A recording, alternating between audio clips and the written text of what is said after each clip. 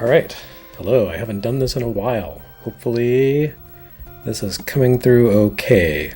Hi everyone, it's Jeremy Parish. I am streaming a Nintendo game, if you can believe that. So let's make sure this is all set up correctly.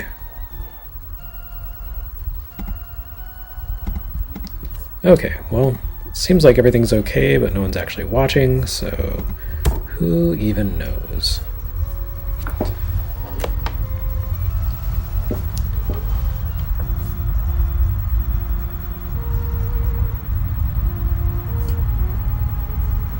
Alright, there are 4 people watching. That's very exciting. Alright, someone has commented. So, let's hope my levels aren't too blown out. Game volume a little down, and let's get going. This is a game you may never have heard of, ZERUDA no DENSETSU, which is Japanese for Zelda's Legend. Very exciting. Hey, my controller is not working. Oh right, this is the Famicom Disk System version, because this is the version that turned 35 years old today, and I can't do anything on this side of the disc. I have to turn it over, plug in disk side 2 before I can actually start playing.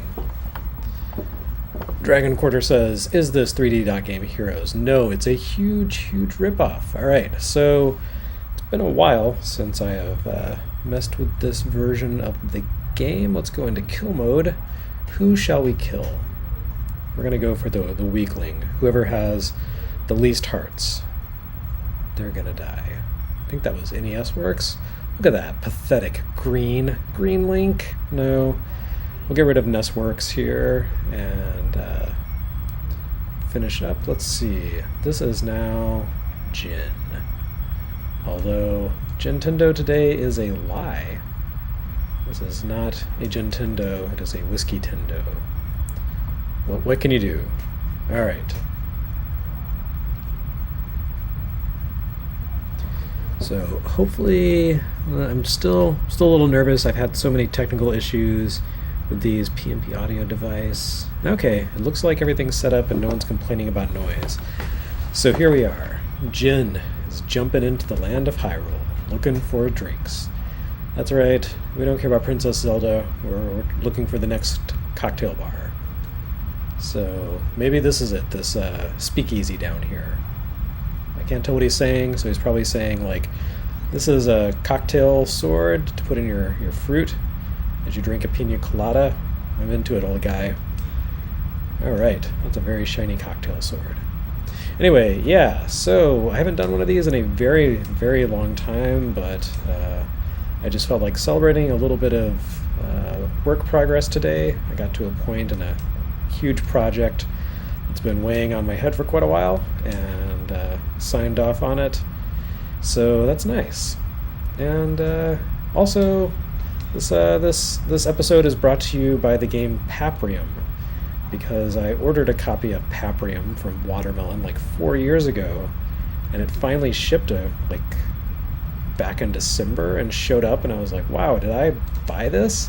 Anyway, it turned out that it's very in demand, and I sold my copy for like $300 and bought some expensive whiskey with that money. So that's what I'm drinking right now. I've got a bottle of Yamazaki, which I had not seen in years and years, and stumbled across a bottle of it just after selling Paprium and thought, you know what, why the hell not?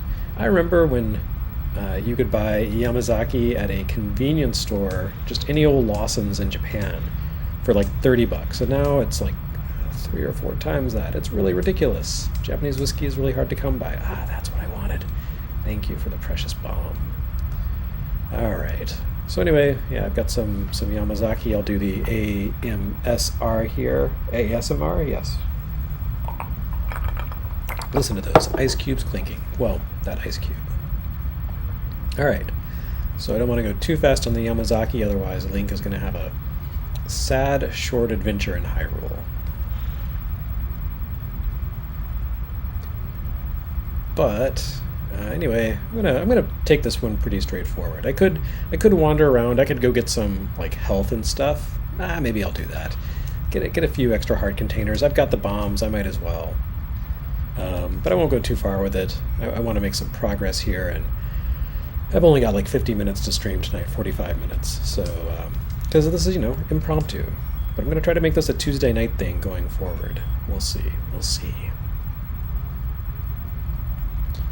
Dragon Quarter said, Japanese whiskey is basically the cost of Haunting Ground for PS2. That's not quite true. That game is like $300 or $400. This bottle was not that expensive. I have only owned one bottle of booze that cost that much in my life, and that is something I was given as a gift. I would never, I just can't imagine plopping down like $400 or $500 on a bottle of something that I'm going to drink. It's just, it's tough. That's not the lifestyle I'm accustomed to.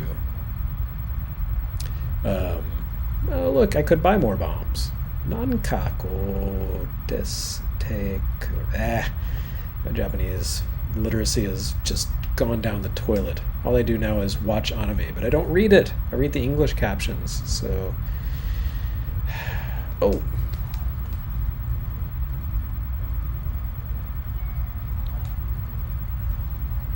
Anyhow, let's mosey on over to a place where cool stuff is. And a heart. Let's see if I did. Oh, and I got a spider with my bomb. That's the way to do it. Yeah, thanks, old guy. Appreciate it. Absolute Zero Now said, I'm interested in what patrons pick for live streams. So, you know, there is a patron tier for live streams, but I think it's just people... I changed it very recently, like within the past week. And I think the people who supported that tier are people who just pledged money a long time ago and have never actually canceled their account, which, you know, that's very nice of them, very, very generous. But I sent out a message over the weekend and said, hey, if you've got any requests for live streams, let me know. And I have not gotten back a single response. So for the moment, I'm just going to stream whatever the heck.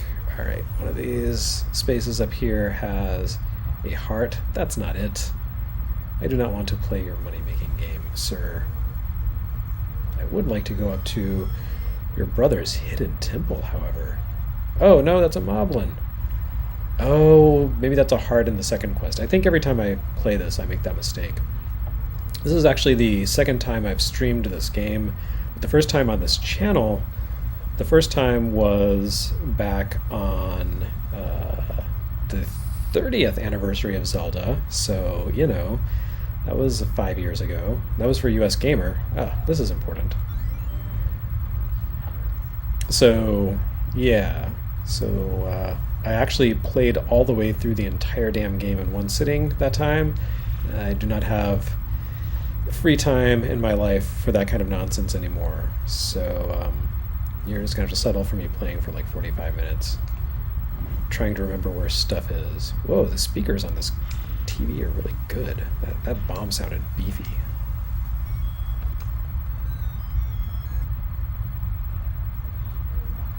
It's Joe Modzaleski from Limited Run Games. Joe, send me a copy of Scott Pilgrim. I hear that game's cool. You can send me free stuff, right? Free Limited Run games. Anyway, yeah. So, the trick to really enjoying this game is to not play it regularly enough where you actually remember where stuff is. So every time you play, it's a little bit of a surprise. At the rate I'm going, though, just kind of stumbling around, I may actually be able to buy the white ring before I even beat the before I even beat the first dungeon. Let's see how this goes. Can I buy the blue ring?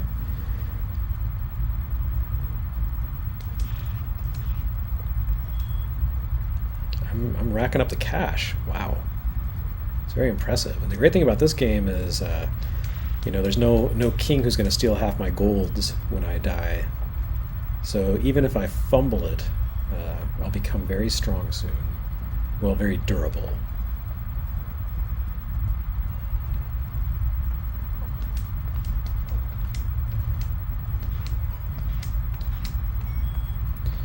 All right, this is the This is this is the Famicom Disk System version, which you can tell by the skinny little numbers at the top, as opposed to the big chunky American numbers.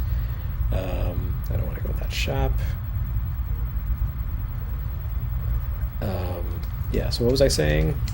Right, so the sound effects are kind of weird, but this is the 35th anniversary of the Family Computer Disk System expansion, which I've discussed both on a YouTube video on this channel and also in the latest episode of the Retronauts podcast, which you can find at retronauts.com. Listen to me pimpin'. But yeah, I've talked a lot about the disk system within a very recent period of time, and the one big launch title for the disk system was, of course, The Legend of Zelda, or ZERUDA no DENSETSU, as they call it in other countries. So yeah, that's what I'm playing. And this is the Japanese version, like I said. So you get skinny little numbers and some weird sound effects, and there's some other little differences. Nothing really significant. I'm trying to remember, was one of these a door? Let's waste a bomb. Oh, I know there's something up here, and it's helpful, but I can't remember which panel it is. That's just a lot of blank space to waste bombs on. Oh, more blank space. And those little guys. Thanks. Wow. Very generous with the life-giving fairies, which I did not need until I started to say I don't need. Oh, dang it. Of course, now there's not one on screen, now that I need it. Oh, pfft. I am Link. I am good at dodging bad guys. Sure, give me the clock now. Okay, I think it's right here. No, it's right there. Yes. Yeah, there we go.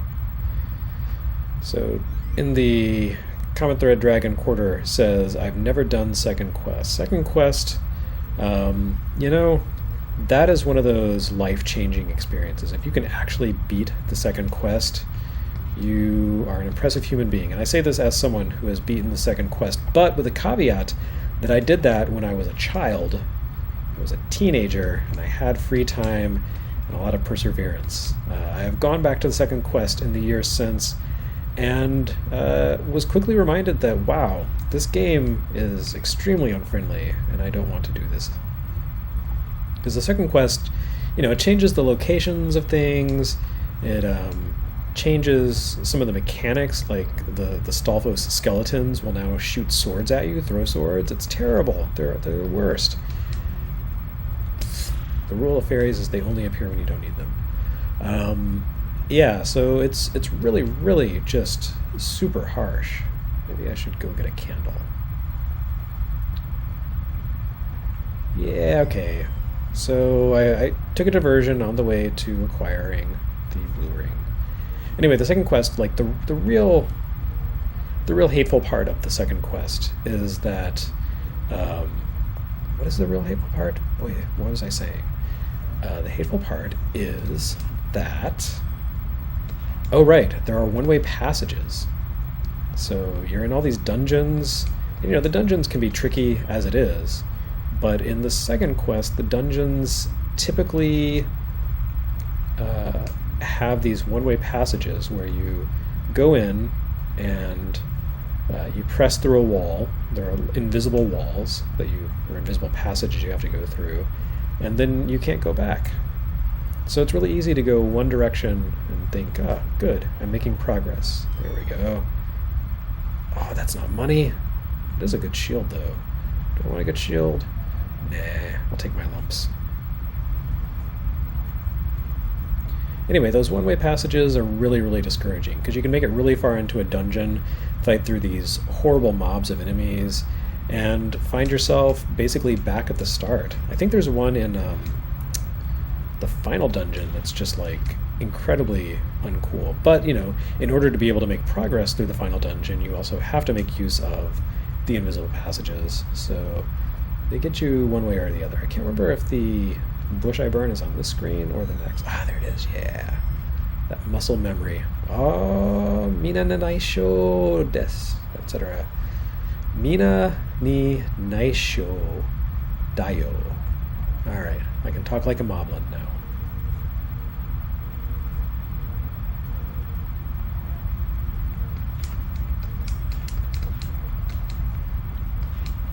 Oops. Maybe I shouldn't try stabbing those guys when they're shooting at me.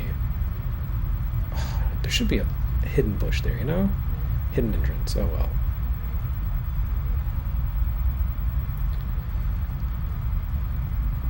Absolute Zero Now says, did you see the news about Hamster applying for a Japanese trademark for Soul Cresta?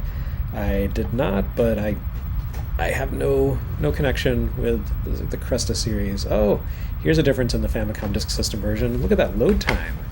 It took like 5 seconds to load the stage as opposed to it instantly happening.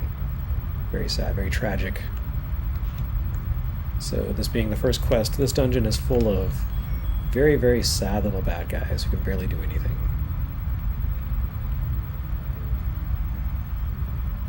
I actually have a key that I could use, even though I haven't been in a dungeon yet. Some random guy dropped a key, I guess.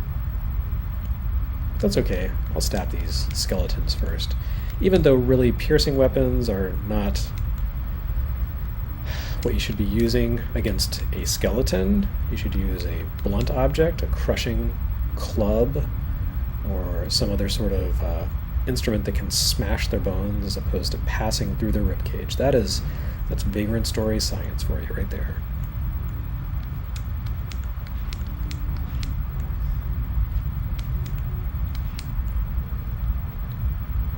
Alright. Oh, you know what? Just realized this, the reason there's like no one here is because this stream is unlisted. Why would that be the case? Alright, let's make it public, and then maybe someone other than Twitter followers will jump in. No offense to you Twitter followers, you're great, but it's been surprisingly quiet. So let's see what happens for the next half hour. I don't have like I said, I don't have long to stream, but you know, I'll make the most of it. Someone said, is the high-pitched noise in the background the disk system? Oh, you must be under the age of 30. What you are probably hearing is the CRT whine. I'm playing this on a Sony PVM, you know, cathode ray tube television, and I can't hear the whine because I'm old now and my ears don't respond to those frequencies. But if you are a child, then you still have young, resilient eardrums, and you can hear the CRT whine over my lav mic. So I apologize if that's annoying. My solution for you, my advice is get old and go deaf. That'll solve your problems. Listen to that sound effect. You know, even though I have bad hearing, I could still tell that sound effect is pretty wild. Puni, one who claims they can hear the high-pitched noise in the background, also claims to be 40 years old, and that's probably in dog years.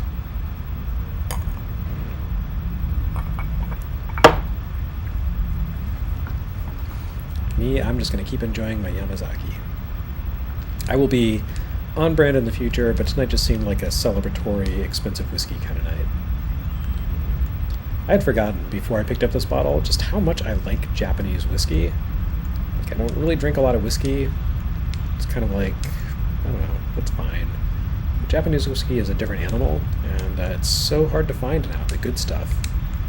You can buy Toki, that's okay.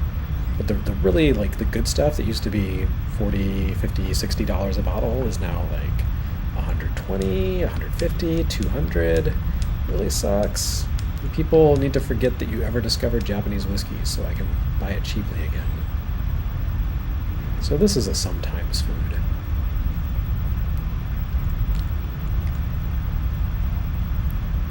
Oz Logic says, I recently steeped some gin in blueberries. Do you mean that the other way around? So you have some very boozy blueberries, boozeberries, perhaps, would be the proper terminology. Sounds good. I feel like blueberries are one of those fruits that could pair well with the right kind of gin. Depends on the botanicals in it, but it's a strikingly beautiful pink gin with a hint of berry. That sounds nice. I'm not a big fan of the flavored gins that have shown up on the market where it's like, hey, we poured strawberry flavored chemicals into this gin. Please basically have a flavored vodka with a hint of juniper. Anyway, some people are streaming into this video, streaming into the stream. So thank you for joining. If you are just stepping in, hi, I'm Jeremy Parish, doing a stream for the first time in like, God, more than half a year, I think. Just seemed like a fun thing to do. So this is hopefully going to be a weekly thing from now on. I can't make any promises, but I'm going to try to stream more often.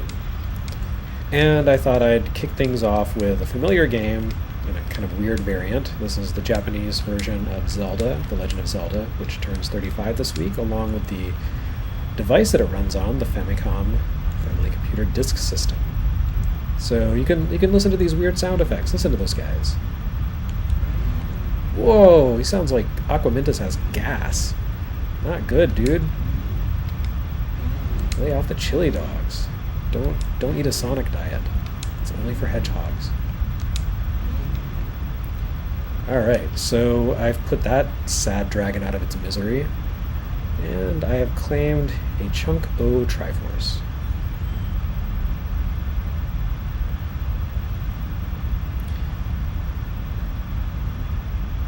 Alright, Absolute Zero now said, looking forward to the SG-1000 Gintendo streams.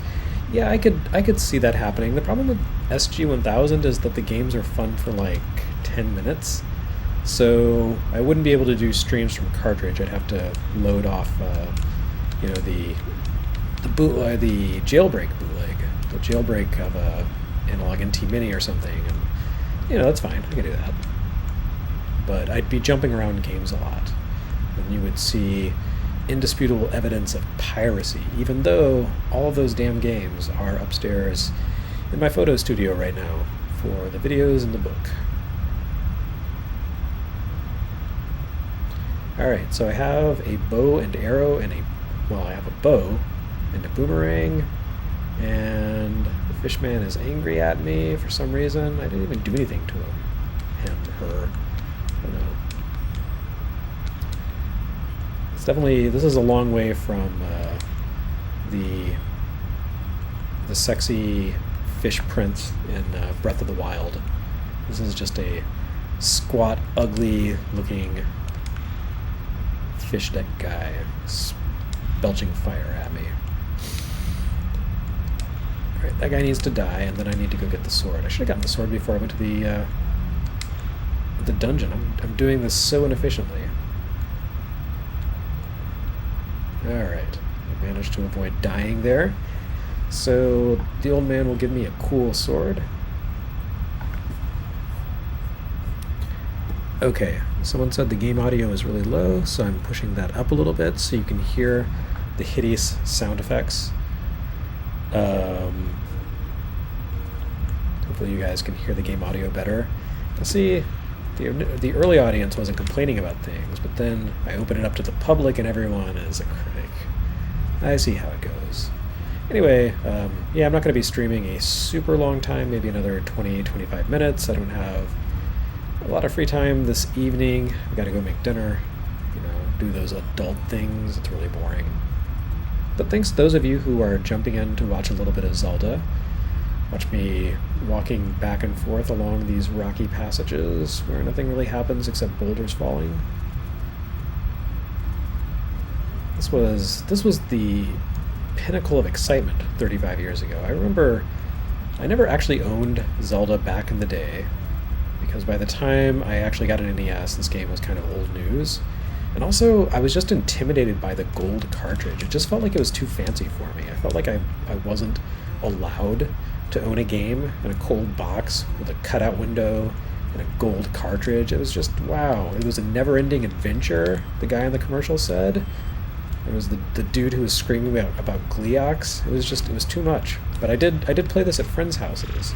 They would come over, hang out with me, bring their cartridge. I'd borrow it from people, and there was just something alluring about this game. Something really just so enticing about how it just sets you down and is like, hey, figure it out. There's stuff all over this land, and you don't know where it is or what you're doing, and best of luck. Best of luck to you. So those areas up there, you know, in the north, the mountains, with the falling boulders, that always felt like, you know, some kind of no man's land. Like, it just felt dangerous because there's the blue Lionel up there throwing swords at you. They can kill you in like 2 hits when you first start out. There's the rocks falling, and it's just, yeah, it was just so intimidating. And of course now this game is like super tiny and doesn't really seem that special, but man, like 35 years ago, or even, you know, 32, 33 years ago when I first played it, it was just like there was nothing else like it. You know, the closest we had was maybe E.T. on the 2600, which, God bless it, tried to be kind of an open world adventure, but didn't quite hit the same marks. I don't need you, fairy. You only appear when I don't need you. And I can never, I do this on every single stream that I've done of Zelda. I can never find the second dungeon. It's always in a weird kind of out of the way place. Like, I know roughly where it is. I know it's down here, but I always go the wrong way.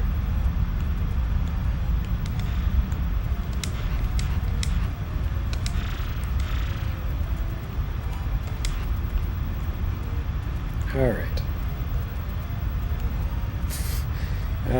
Someone is managing my alcohol intake on the stream, apparently, the stream chat. So thank you for your concern for my health. Don't worry, I only drink in moderation.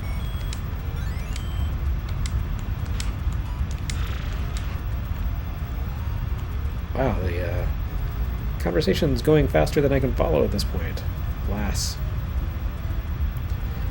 But if you are curious to know more about this game, somehow if you know nothing about it, congratulations for your sheltered existence, first and foremost, but I've covered it a lot on this channel, actually. I've covered the original Zelda in a video that is actually the most popular video I've ever recorded, somehow, and talked about this game kind of as a companion to this past week's Famicom Disk System Anniversary episode, so you can learn more about the platform this is running on.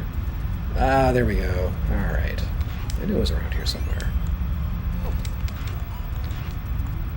And at some point I'll get to the end of NES Works 1988 and I'll talk about the sequel, Zelda 2, which is not anything at all like this game.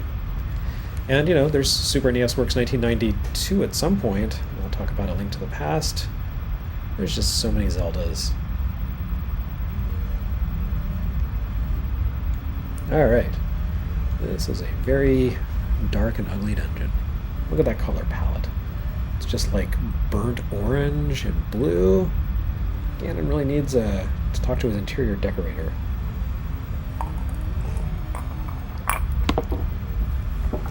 The Chrononaut one says, I want to see a Jeremy who just once doesn't drink in moderation. Absolutely hammered Jeremy, rambling drunkenly about video game history. Alright, that is why we need video game conventions to come back, retro gaming conventions, because that's pretty much, that inevitably happens after, the day after a panel, a Retronauts panel. I go hang out with people at the bar and just go off about video game history. So if that's your thing, please help crush COVID so we can go hang out places and go to conventions. I missed those things. They were fun. Wow, that gel actually was really after me, huh? People talking about how Zelda 2 is unfairly maligned. I agree. I don't think it is a great game, especially in hindsight. But, you know, it was really interesting and ambitious for its time, very influential. I mean, I just covered Rambo, and that game was absolutely 100% a giant Zelda 2 ripoff. Like, Pack-In Video just, they looked at sweaty, oily Sylvester Stallone and thought, you know what he would be great in is a game that plays just like Zelda 2. So, that's what they did. Way to go Pack-In Video.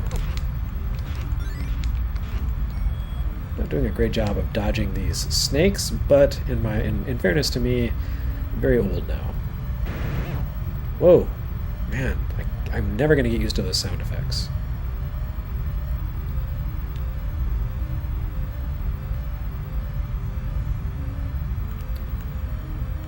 Alright, wow, the stream viewership is really rising, just in time for me to have to stop playing. Love that. Thank you, YouTube. Those of you who are joining just now, hi, thank you for joining. Whoa, I hit the key villain and also got the clock at the same time. That is overkill. Anyway, those of you just joining, hi, I'm Jeremy Parish. This is my video channel where I mostly do pre-recorded videos, but I'm going to try to do live streams more often again, maybe weekly if I can manage it. I guess it'll depend on my work schedule. But yeah, this is a Gintendo stream. Normally that's where I drink gin, but today it's whiskey. Why not? Japanese whiskey for the Japanese anniversary of a great game and an interesting video game system or add-on. Oh, this part sucks.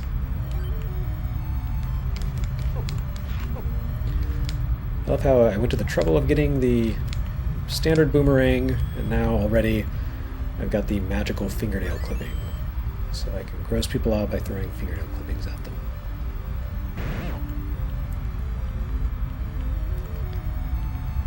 Blocked said, I have a question. With NES Works, which year are you looking forward to the most?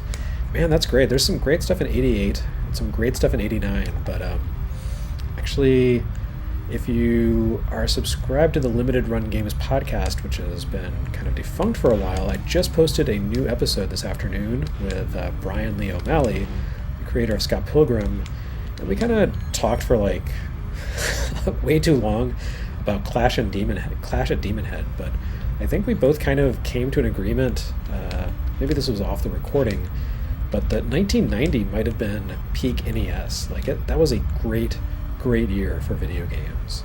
So one, go check out the Limited Run Games Runtime podcast to listen to Brian Lee O'Malley talk about the Clash at Demon Head for 15 minutes, but also just to enjoy the discussion of great games from 1990. So yeah, 1990, NES Works 1990, that's going to be pretty amazing. And my plan going forward with NES Works is to do the little companion kind of collection, so I don't need to collect money anymore, for Segaiden and that sort of thing. So, once I get to 1990, I'll also be looking at Genesis games from 1990, and there was some pretty good stuff on Genesis as well. So please look forward to that. That'll be in like 7 or 8 years. So if we can all stay alive until then, there'll be some great video content coming. Some looks at, stuff like Clash at Demon Head and Mega Man 3 and so on and so forth. Dang. The sound effects are really skeeving me out. Alright, so I think Gliok is in the next room, and it sounds like he's got a sinus problem. Yeah, wow. Chibi Fighter said, where can we find the Limited Run Games podcast, Jeremy? You should be able to find it on Apple Podcasts. You can also go to Libsyn, I believe. I will post a link to the podcast in my Twitter feed, GameSpite, after this stream. So if you want to check that out, you can. There'll be a blog post on the Limited Run Games site tomorrow. But it went up kind of late, so the blog post hasn't gone out yet. Alright, and that's 2 Triforces down. Oh, Gabe Valdez says Final Fantasy was also 1990. Yes, that is correct. Eric Plunk said, I want a Famicom disk system so badly, crusty belts and all. There is something, I will say this time and again, there is something very satisfyingly real about using the disk system. Like, yes, there is a high likelihood that it is going to die on you, that it's going to fail, and you're going to be stuck with a piece of video game equipment that you need to repair. There's a high chance that one of the games that you're wanting to play will be erased or suffer some sort of disk defect. Like, it's a miracle that this game works. This is a 35-year-old diskette, magnetic media with an open, exposed shutter, and yet somehow here I am playing it, and so far no problems loading data. But despite, or maybe because of all those flaws that it's fraught with, there's a little bit of excitement when you first plug in a disk system game. There's this anticipation, like, is everything going to work? Am I going to get an error message? And when you do get an error message, there's that sense of, like, can I get this working again? Sometimes you can, sometimes you can't. Why do I have my bombs on? There we go. Oh, right, because I was fighting Dodongo, not Gliok. Yeah, but then you have, like, the physical act of placing the diskette inside of the drive, and you push it in this with this kind of satisfying clunk, and the little eject lever pops out. I don't know. It's just very real. Listen to the drive motor spinning. Listen to the disk head read the sectors. I'm gonna go talk to an old lady. Throw some paper in her face.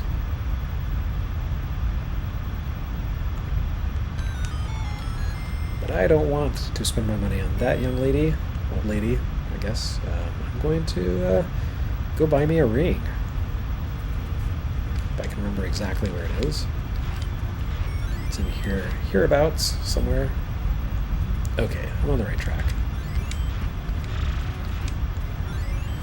And if I were a low-down, dirty cheater, I would buy the ring and then quit out of the game and save so that I wasn't debited the entire amount. But you know what?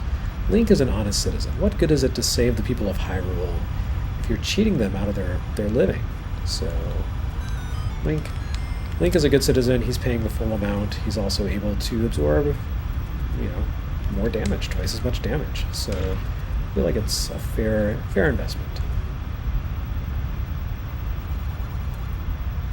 False Logic says, the same tactile joy of pushing a tape into a Walkman. Huh. I feel like the disk system is a little different, and I don't know why that is. I think it's because once you push the disc in, you're kind of hands off with it. And also you get, like I said, there's that eject lever that pops out, the yellow lever, right by the disk drive. I don't know. Analog media is great. I'm a big fan. I also like digital distribution. I like the internet. I like downloading things, but I also like, popping a cartridge into a game system or running something off a diskette and praying to God that it works. It's all fun. It's all part of the experience. I feel like however you like to play video games is perfectly valid. Unless you like to commit crimes while doing it, and I mean like real crimes. Downloading a 30-year-old ROM from the internet, that's fine, who cares? Tuberculosisness says, I like playing games on player piano scrolls. Well, that's... Let me know how that works for you.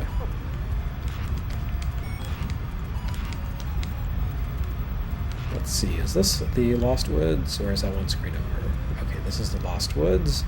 Unfortunately, I know the code. North, west, south, west. Blox says, physical game copies will always be more charming in my opinion, but digital releases are good for media preservation. I agree 100%. That is part of why I work at Limited Run Games, because I want to make sure, I like to be involved in the preservation of games, and we publish stuff physically, but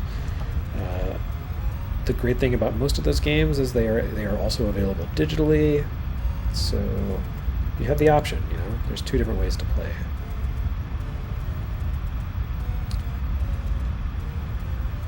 Let's see, should I take on level 6 now? I feel like that might be a bad idea. I think I might die. Let's see, should I go die? Let's let it load. Let's enjoy the loading.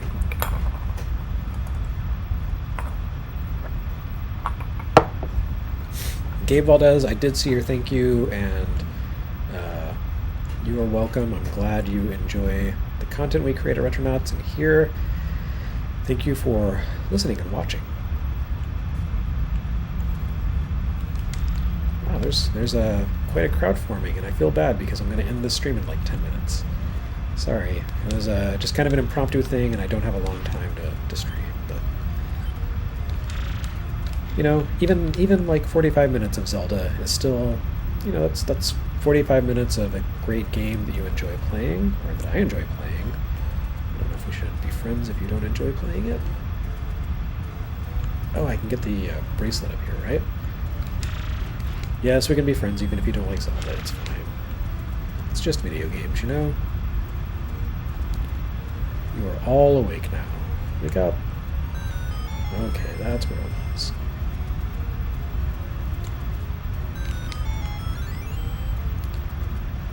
Now Link is a tiny Hercules. And I can go all the way over here. Can't remember what's in this kind of final space, but I do know that it's probably not worth whatever I'm doing. Risking my life and limb, because I don't have a good sword yet, so these guys can stab me from a distance and make me die. Yeah, I feel like this was not the best choice I've made. This may be the end of this run right here. Oh. Thank goodness I have the blue ring at least. It's called the blue ring because it turns you white, but it's the only way you can survive blue Lionels.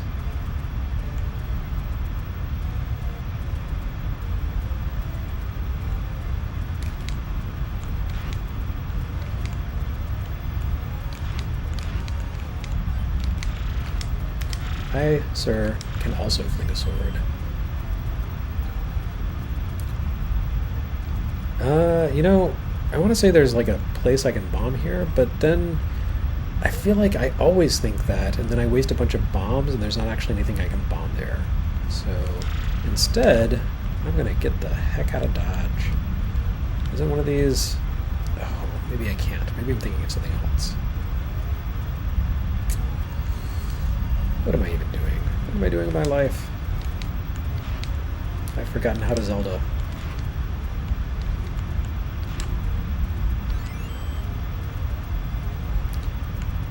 Okay, so I guess I can't push these rocks.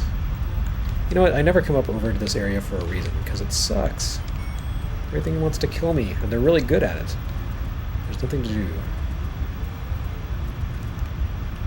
So it says bomb the Lionels. No, that's unsporting. And also, I need those bombs for later. Until I can buy more bombs. I gotta hang on to them.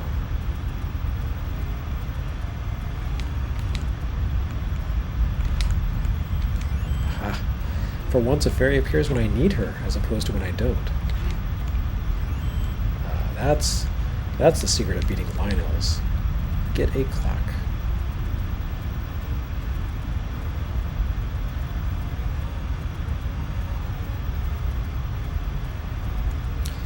Oh, there's another one. Transient Image says, "What is that white noise?" That is a television. I feel like whenever people ask that question, it's because they've grown up in an era of LCD televisions, flat panels, and they are not familiar with CRT whine. But yeah, you can hear the CRT whining through my lav mic as I stream. Oh, I'm on the wrong side of the lake, the river. What have I done? I have managed to get myself really very thoroughly lost. It's kind of impressive. I'm glad you could all be here with me for this. Watch as old man Jeremy wanders up the mountain and gets lost. Oh, all right. I've got a message here for me. And that message is, "You moron, you absolute idiot. Why did you come here? Go back."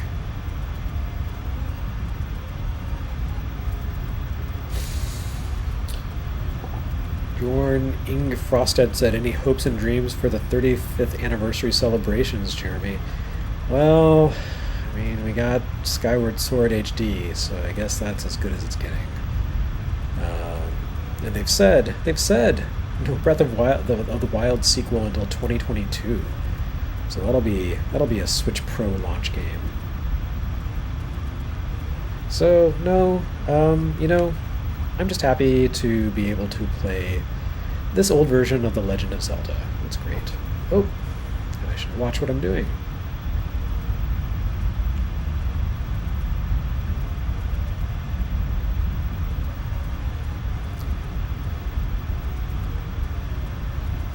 Okay, can I get back across the river? I don't think I can. I think I really biffed it. So, yeah, I'm just gonna place a furtive bomb here in defiance. Shake my fist at God. Okay, well, that was good.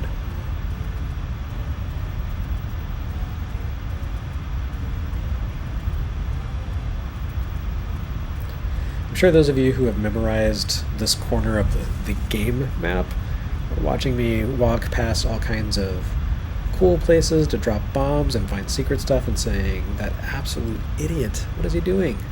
The answer is that I am, like I said, very old and very forgetful. But I do remember a few things. Look, see, it's like riding a bicycle. Well, I can't afford any of that, so never mind. It's like riding a bicycle that you can't actually afford. I've gotten a request to play LJN and Color Dreams games, and thankfully this person is not a video patron, so I do not have to heed their odious commands. Hey! I've warped across the world. Just as I was giving in to despair.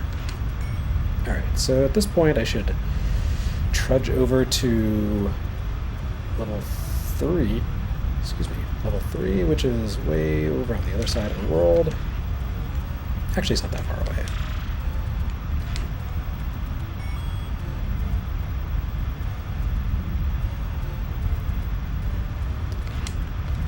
Positive Touch said that watching streamers struggle and get lost is part of the charm, so I'm glad I could be your dancing monkey tonight. But actually, it is getting on in time, and I need to go bake some salmon and some rice. Well, I don't bake the rice, but you know what I mean. Make some dinner. So I'm going to need to sign off pretty soon. Let me at least set foot in level 3, and then I will die horribly. I should have just let the Lionels do that for me, but you know, what can you do?